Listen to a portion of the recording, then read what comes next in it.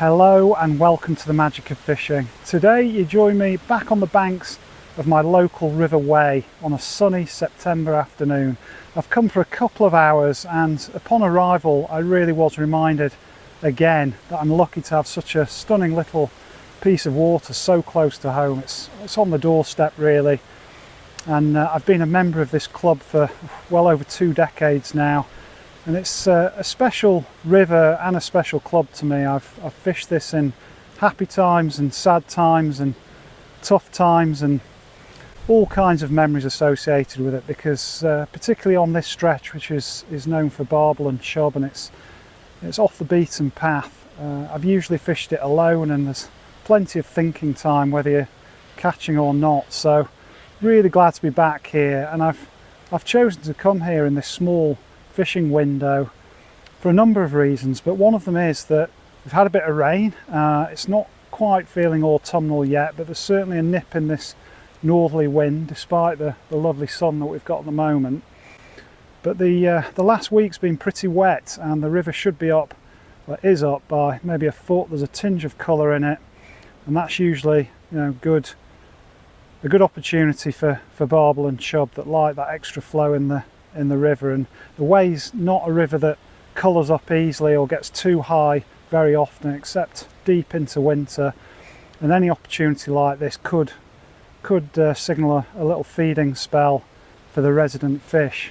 But you may have also seen some recent videos where I've been tackling big rivers like the Thames and been trying some really different tactics for me, the specimen approach if you like. A couple of big rods, big baits, big leads, waiting for hopefully a real Thames monster to come along, and so far it's not happened for me. Really early days, and you do need to put in the hours for success with that kind of fishing, and I'll be back to it. But you know, one of my mottos, variety is the spice of fishing, and having had a tough session last weekend, 12 hours without any takes on two rods despite my best efforts, I really fancied doing something different. So I'm still targeting the same kind of fish, but from a much more intimate venue that I know really well.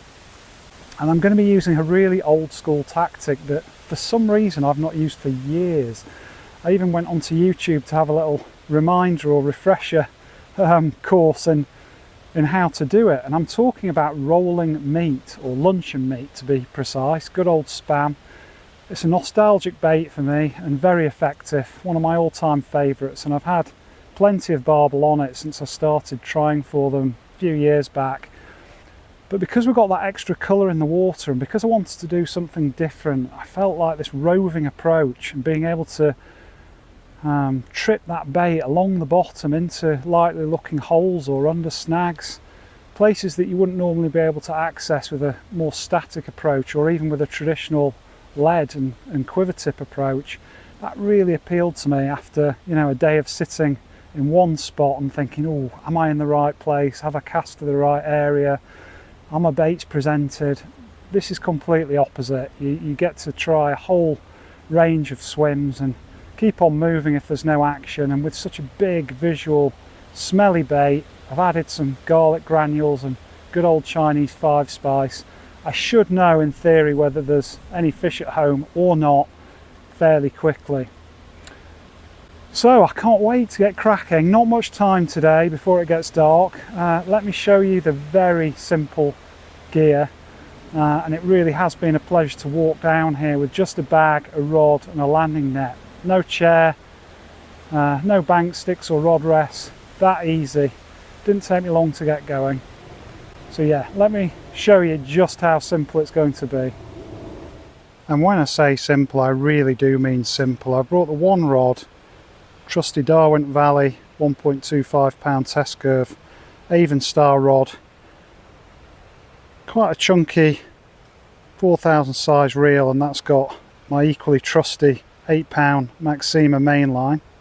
And at the end of that line I've got a strong swivel which simply allows me to attach a separate and short hook length, in this case 8 pound, down to a very sharp size 6 hook.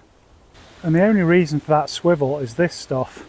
You can use plasticine or blue tack, anything that can pull free of snags, but will give you a bit of casting weight and enough weight to get that meat down near the deck where you want it. But this is just tungsten putty. Got an old tub left over from my carp angling days. This is probably about 20 years old, this tungsten putty, but it just moulds around the swivel to give enough weight to get that bait down towards the bottom. You just need to work it a little bit, much like cold plasticine, to make sure it's nice and pliable, but it's fairly stretchy as well as very heavy stuff. And then that wraps round the swivel. There's no need to make it look too pretty, but something that's fairly streamlined so it's not going to easily catch in snags. We'll start with a fairly small piece. It's equivalent to about a swan shot, that I'd guess, maybe a bit more. We can always take it off or add to it as needed. Now, of course, other essentials include a landing net and a disgorger or pair of forceps for unhooking any fish you might be lucky enough to catch. But other than that, we really are talking the bait, the luncheon meat, and a baiting needle. And in this case, I've got quite a wide-eyed stringer baiting needle, and that allows me to not only slide on a cube of meat. I'm going to start with a fairly modest sized chunk. Believe you me, I've got some 4 or 5 times the size of that if need be. It's not a bait to be shy about, but that wide gate needle allows you to put an actual hook on the end rather than a thin loop of braid, say, or nylon from a hair rig. So we can pull the whole hook through without damaging the cube of meat. Hopefully you can see that against my face. Give it one turn, push it back in, and I don't bother unless the rivers really are poor. I'm having problems with the meat coming off. I don't bother with a bait stop or a blade of grass or anything like that. That's it. How simple is that? I think it's the closest thing to fly fishing or lure fishing that we have in the coarse world, and now we just need to prove it can still work. And this is, of course, a method that you can wade into the river with if you've got your waders with you, or shorts on a hot day earlier in the summer, or if you've got a high bank like I have here, just sit down on the grass and get back to nature. But this is always a swim worth a go. It's the first one on the stretch. It's quite a big pull by the standards elsewhere on the river, and there's a little bit of a back eddy down underneath my feet, some overhanging trees, and I've definitely had some good chub and the odd barbel outfit. In fact, my personal best barbel, just under £11, came out from here a few years ago now, 4 or 5 years ago, when I first started targeting them. And so again, special memories in terms of the fishing as well as what else is going on in my life at any one time. But yeah, it's got some nice flow, so let's just flick it out. That's sinking down nicely, and the really exciting thing about this fishing is it's part ledgering, you are on the bottom, it's part like float fishing without a float. So the indication, there's no quiver tip either, unless you really do get the rod wrenched out of your hands. The indication is going to come from touch and feel. So it's a bit of touch ledgering, and in that I'm holding the line over a couple of fingers and feeling for any pulls or interest. Also watching the line where it enters the surface to see if there's any movement on that line, and I can see the bait is moving back round into this back eddy below me, and it is still moving along. That's nice. I've not got too much weight on the line, but already I'm exploring this river. I've not just cast out with a lead and waiting for the tip to go around. The bait is going to hopefully find the fish, and the only time I will leave it is if it does seem to come to a natural resting place, and that's obviously where other food items, whether it's slugs or big worms that are being washed in when the water's up. They'll come to natural resting places too, up against rocks or snags, logs that are wedged down there, and the fish will be used to finding food in those places. So if I do sense that it's come to a rest, I'll give it a little while there in the hope that it might draw the fish in, but this is still moving around. And I do want to try the main flow by and large, so we've given that a little go, and now we can go back out, and this is where it's a bit like trotting, a little bit further that time. And clearly if you get a really aggressive barbel style take, you're going to know about it. You do risk a heart attack. The rod's just going to pull round very firmly. But I also like to hold the line, because sometimes you might just get a better sense of what's going down underneath the water surface, whether there's any little plucks, taps, whether the bait's moving around much. Sometimes you can even get a sense of what kind of bottom you're fishing over, whether it's gravelly or siltier spot. But yeah, bites are surely what us anglers are addicted to. Obviously what comes next too, but it's that anticipation and the moment that you connect, hopefully, with something unseen. And there are so many different ways to enjoy bites. Quiver tip slamming around, float sailing confidently away, even a screaming bite alarm on occasion. But to feel a fish take, and a decent fish, on a wild river, I'm already asking myself why I've not done this more recently. A little bit similar to my time on the River Loddon, which you may have seen that video a couple of weeks ago now, I think. We're into mid-September now, and that again was about small river fishing, very simple roving tactics, but I was still using a quiver tip that day, and I was still fishing a largely static bait,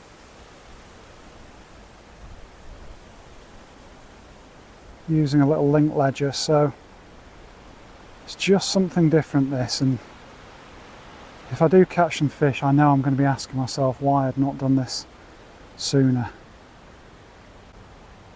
It may even be something that I can take back onto big rivers like the Thames and the Trent.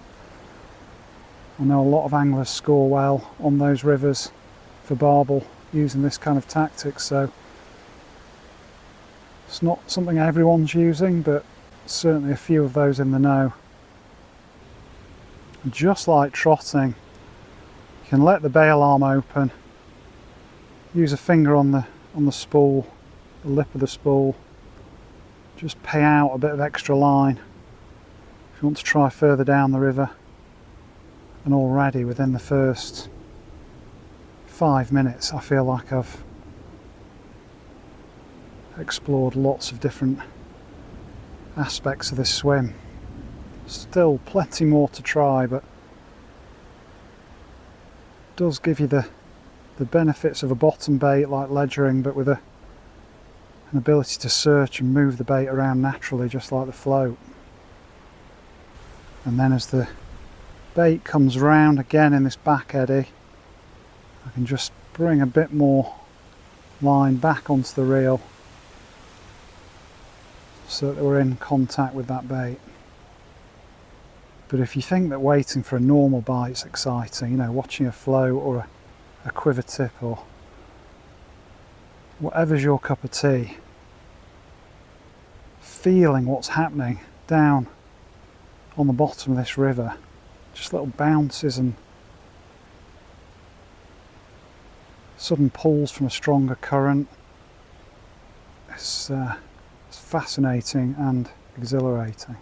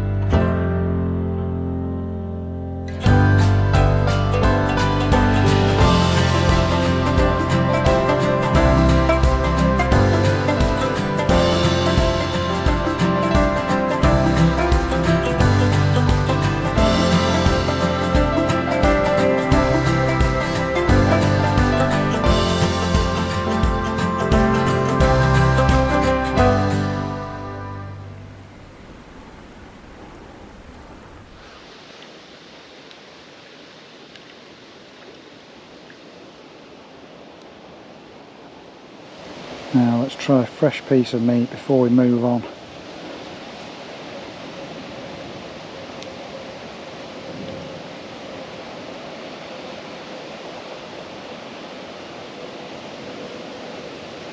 What fish could resist that? Now the other great thing about this tactic and being so simple is you fish spots that you'd never fish if you were bringing a chair and one or two static rods. Look down over this bank and there's a back eddy down by this submerged tree. You obviously wouldn't set your chair up here, but with this method I can just drop in, give it 2 or 3 minutes. Likewise, flick the bait upstream, just past a little snag on the edge of those willow fronds and let it trundle back down towards me, just watching the line on the surface,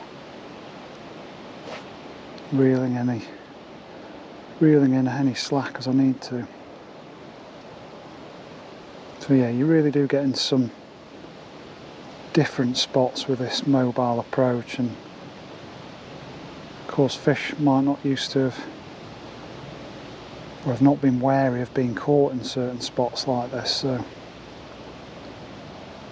always worth a go before moving on. Make sure you've tried the whole swim.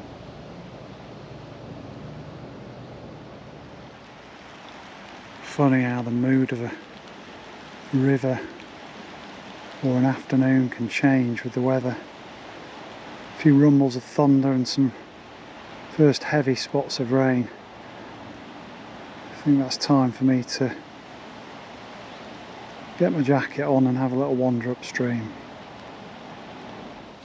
Now this is another classic swim that I doubt many people fish with a chair. It's sludge down there, it's a bit of a silt trap, but there's some fantastic cover opposite down on the right, an overhanging willow, so it's a perfect place for a stalking or roving approach.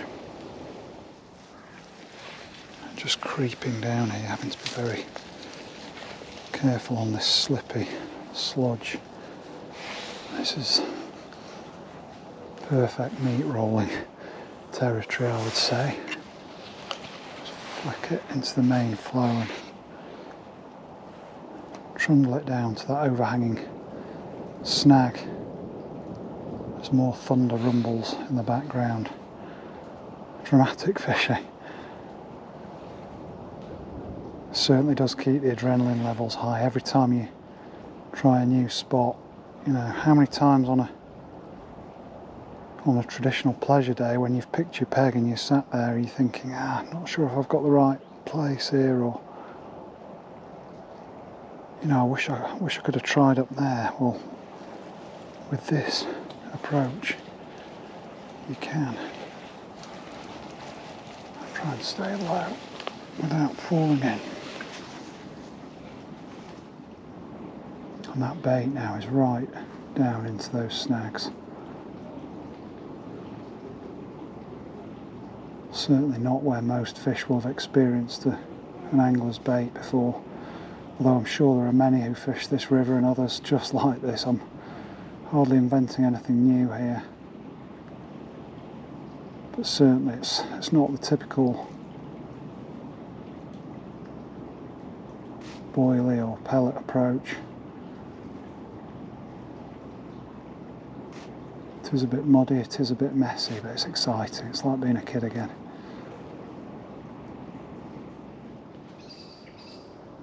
Just lost the meat there in a bit of weed, and of course that is the reason for using a separate hook length rather than fishing all the way through. It's about the only complication in the whole rig is the swivel and a fractionally lighter hook length in the main line. That's important because if you do get a big hook caught in a root or other immovable object, you obviously want to crack off close to the hook and not leave loads of line trailing in the river.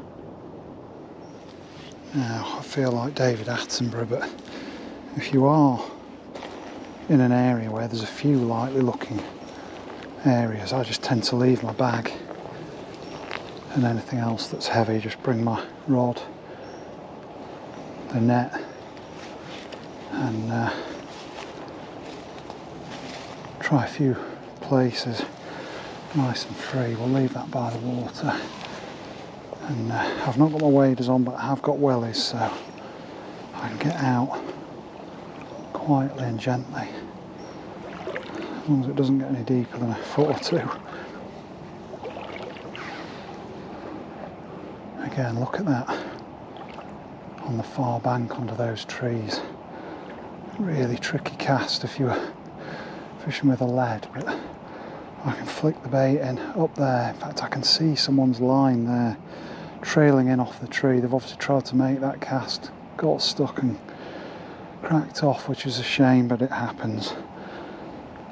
And with this method, I won't be making the same mistake. Even if you do go into a branch, you've got a fair chance the bait's going to go through because the hook's not exposed. So I'm going to have to cast in just past that trailing line.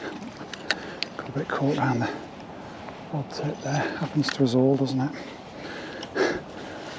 Please tell me it does. Happens to me all the time, especially when you've got a beta light on the end. Actually, yeah, that's round the light. Very handy for night fishing, but sometimes a pain when the line gets round them. Right, let's try again. Past that trailing line. Not quite as far as I would have liked it, but let's give it a first run. That really is sweeping down in the current.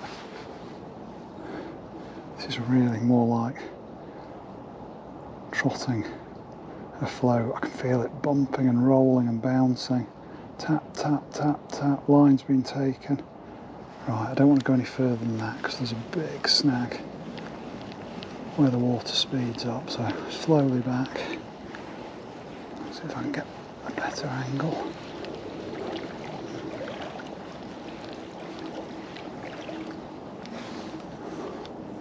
Try a little sideways cast, see if I can get it close to that bank. A little bit closer, but let's try again. It really does feel like I'm fishing all the likely water. I'm not missing anything here.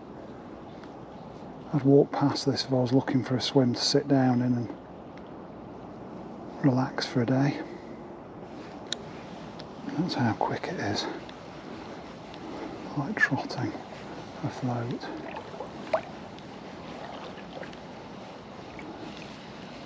But this really is back to basics fishing. It feels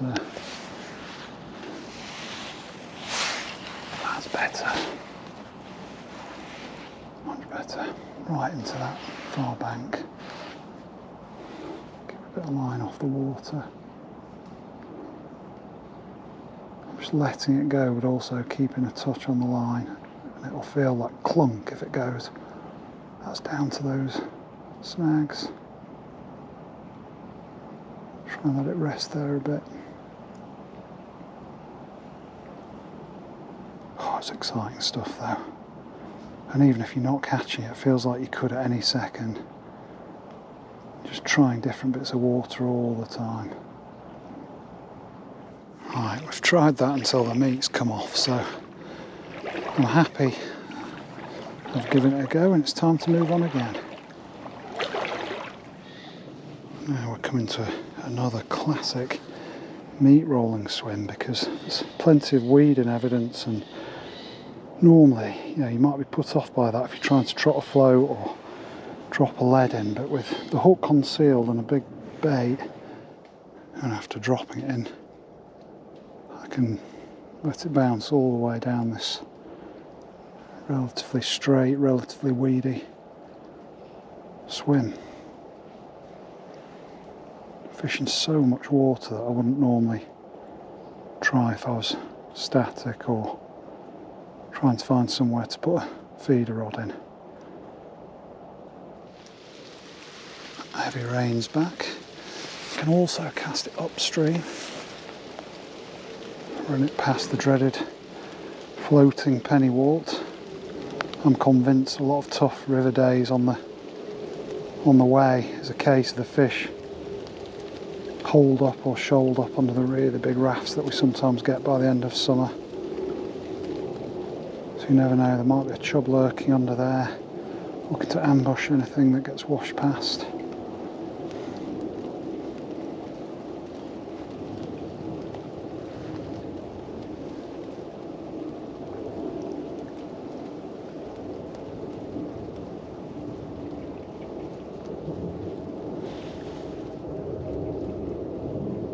Definitely a fair bit of flow in the river, sweeping it down. I might need to find the tree for a bit and then move on up the river.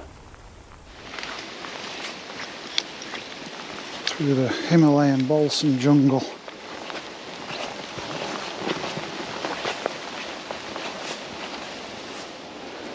Snag City. Got to get above these trees and have a go. Bit of thunder. It's a lot shallower here. Try and go a bit further up.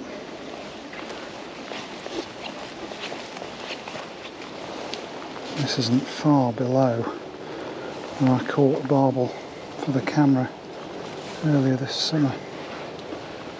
Fishing just up there under that massive oak. And it snagged me up for a good, oh, slippy, snagged me up for a good while. Trying bouncing it past these beds of eelgrass.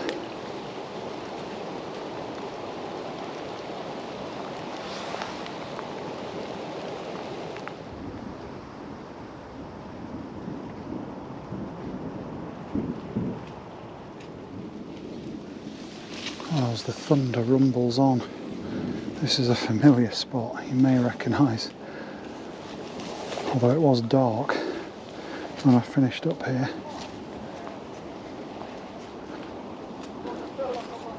I remember fishing into the gap there with the willows, which might be castable with the lump of meat, but I've got to give this swim a go. It's been good to me in the past. Nice bit of shelter as well.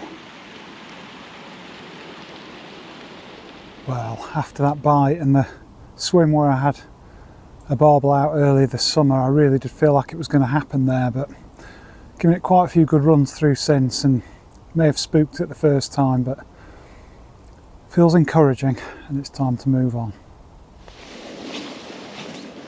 Out into the open. I fancy this next swim because I've had fish out of here before as well. Now check this out. This is the first bend where I can fish on the outside of it. In other words, the flow is coming down into my near bank. In fact, it's very high up and undercut. I have to be a little bit careful getting close to the edge, but there's some lovely looking snags down there that I can trundle the bait under.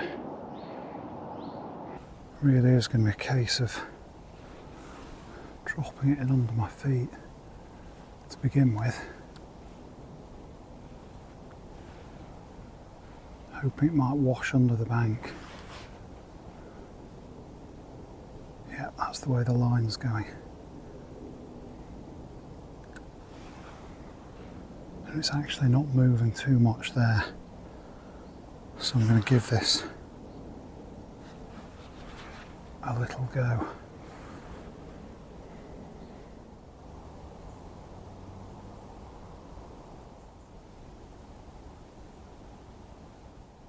This session's actually taken me back to another childhood memory, which is fishing the Derwent with my granddad, the Derbyshire Derwent, for trout and the occasional grayling. And the reason being that there are a lot of midges in the air spiralling around, and sometimes they catch the sun That was always a sight on the Derwent, even though we've got a few drops of rain at the moment as well. But I think the main thing that's triggered the flashback is the strong scent of garlic in the air. The meat's covered in garlic granules and it's on my hands now, and yeah, the air in general's just got the pungent garlic scent. And certainly in early summer the ground would be carpeted with wild garlic in the woodland where we walked through to get to the river, and always remember the smell of crushed garlic hanging heavy in the air. It's funny when and where the memories can come. Well, I missed it on the camera, but just come back out into the open and scared off a pair of deer. In fact, I can just hear them making their warning calls, and I can see some right over by that horse box, but probably too far for you to see. So after a brief encounter with those deer and admiring the last few flowers of summer, I've come to what I think will have to be my last swim upstream before I start making my way back down. And it couldn't look more snaggy or fishy. There's a huge raft of weed that's built up where that willow goes out across the water. So as the sun starts going down, this will be my last trundle, last roll of the dice before I start making my way back down. I really would not want to topple in here. Just cast it upstream and try and let it bounce down towards the snag.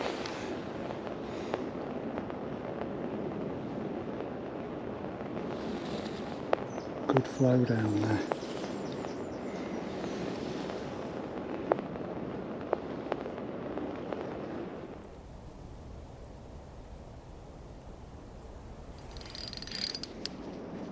Oh wow, we've got one in the last swim.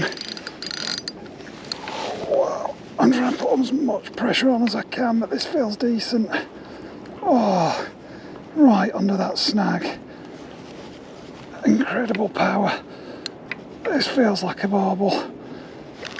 Oh, I'm trying to just hit and hold. Oh, thank God I've got a forgiving rod. Oh, this really is nerve-wracking after all this time. Oh, it's gone a bit solid. Please don't come off. Please don't come off. Oh, he's just gone solid. He's alright in that snag. Now, do I give him a bit of slack? Do I give him a bit of slack? Or do I keep the pressure on? You've seen me in these situations before. I'll risk giving him a bit of slack. Oh, couldn't bear to lose this now. Oh, I'll give him a bit of slack. I'll come back to me in a bit. Oh, it's gone really solid. I'd be devastated if I've lost this. It feels like the hook has been transferred to me, but let's try complete slack. Oh, what a gutter. What a gutter. Try giving a bit of slack, but I think we may have lost him, folks. Oh, it's tough sometimes fishing.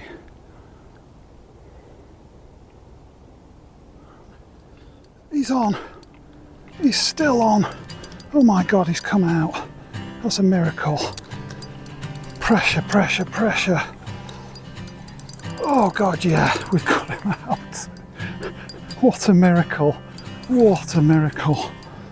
Oh, the very last swim before dark. Snagged up again. And oh, can't tell you how relieved I am about that.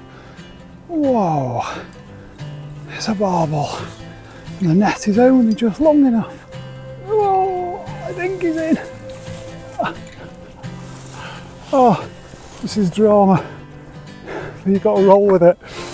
Oh, yeah, that's a good fish. Oh, that's a good fish. Nice fish.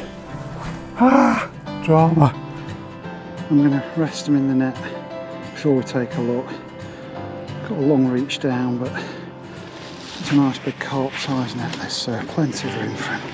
It's not a huge fish, but what a finish to the session. Well, I hope the smile says it all. An absolutely majestic dark bronze torpedo right at the end of the session. Talk about last gasp. That's the drama of fishing with rolling meat. I've missed a few bites, but this one was unmissable. Wrenched the rod out of my hand right under that raft. I'm not going to weigh him. Feels £5 or so, maybe 6 at a push, but absolutely tremendous scrap from this Prince of the River. And yeah, I can't give him a proper rest because the bank's so high. Not going to mess around weighing him. Let's get him straight back, but he's really kicking well in the net now. He's had a good second rest. Quite tricky, these steep banks, you need a long landing net. Off he goes.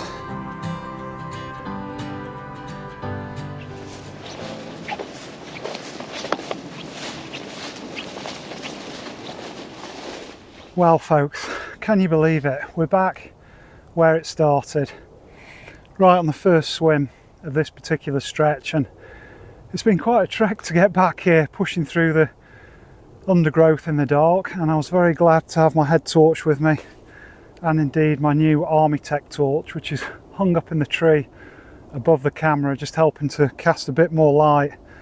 It's going dark really quickly these days, and yeah, I can't believe it was about 2 hours or so that I was last knelt on this bank.